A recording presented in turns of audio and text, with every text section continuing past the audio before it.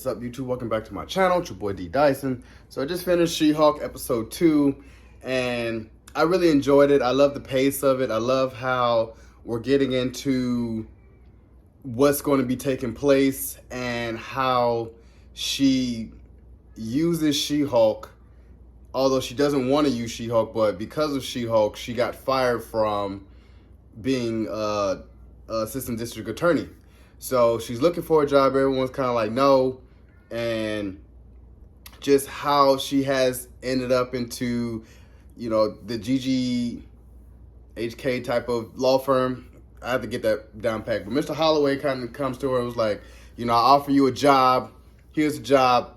And you'll be head of our superhero division. And he was basically telling her, like, hey, you can't come in here as Jennifer Walters, but come in here as She-Hulk, because it's around, a lot of superheroes around. You need to be that attorney and She-Hulk all the time. And her first case is Abomination. And I was telling myself, I'm like, damn, Tim Roth is getting old. And I was kind of like, okay, I like how, like I said, the pacing of it, I love it.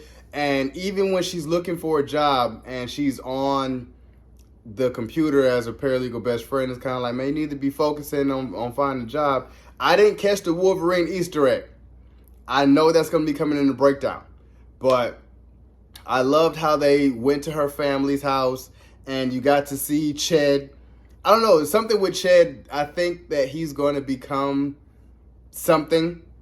Because the reference to Ched in the first episode, now you got to see Ched as he's becoming a supervisor at Best Buy, and how the whole family is like, now you're a superhero. This is not the first Hulk in our family, but I want to know about all the superheroes.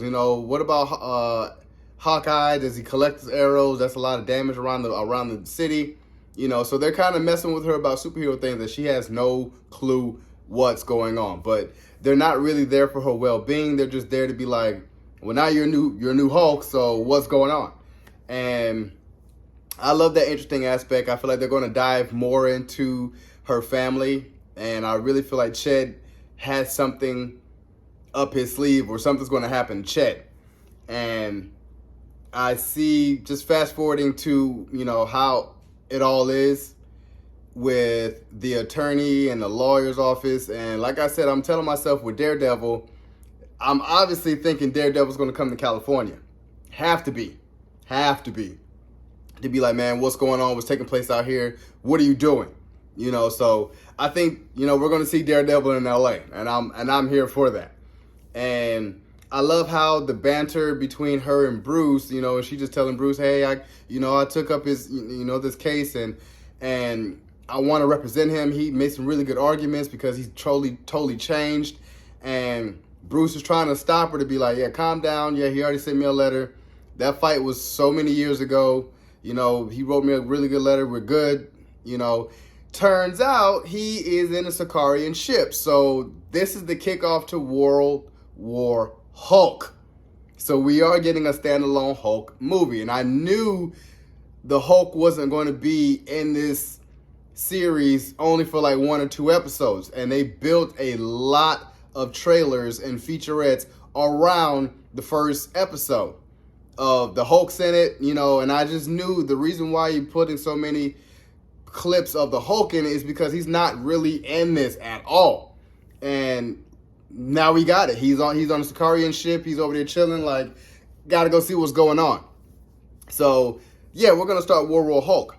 And I love it because I tell myself, as a Cosmic Wanderer with Warren, you're going to know that the Hulk is going to be a villain. Not for a very short time, but, just for probably like 1 movie, he's going to be a villain because, of the wife and the kid he has. He's going to probably run Sakaar. I don't know if he's going to kill the Grandmaster or not, but that's his planet. So they love Hulk, and he's just going to Hulk out. You finally get to see him fully raise his full power that we finally get to watch with the Hulk. So I can't wait for that. And even with this, kind of going towards the end, and she's kind of going through the high security type of prison. And we already seen him there when Wong kind of took him, and Shang-Chi was like, man, come fight. And because, you know, Wong is like, I want to be versed in fighting monsters, and you're one of the ones that, you know, want to fight. Plus, it may have some sentencing time off if you come fight. So Wong will come in, come get him, and bring him back. So now that they have footage of Abomination, you know, after she takes the case, that he broke out, he's out here fighting, and then when she probably for episode 3, she's going to go to the prison cell and see that he's in there. Like, you broke out, what happened? And that's where we're going to get the introduction to Wong. I feel like Wong is going to be in episode 3, 4, and probably 5, trying to figure out what is taking place. Like, hey, look, you can't be doing that type of thing, you know. And Wong's like, well, you know, it works differently. It's like, you're going to have to understand the laws of superheroes and how we operate. It's a little bit different, a little bit above the law. But that's why I can't wait for this banter to be like, I am the law, stop, don't do that. So I love how they ended it. And like I said, the pacing of this was, you can tell Tatiana Maslany, she's She-Hulk. She is She-Hulk, and I love it. I love it. And I feel like this is going to start making a new Avengers, or, you know, some type of team that she's going to be on, like a sub-ground street team, like that type of thing. So I can't wait, and I love this episode. So, you guys enjoyed my review of She-Hulk, Attorney at Law, Season 1, Episode 2. Subscribe to my channel. Post comment down below. Like the video. It's your boy, D. Dyson.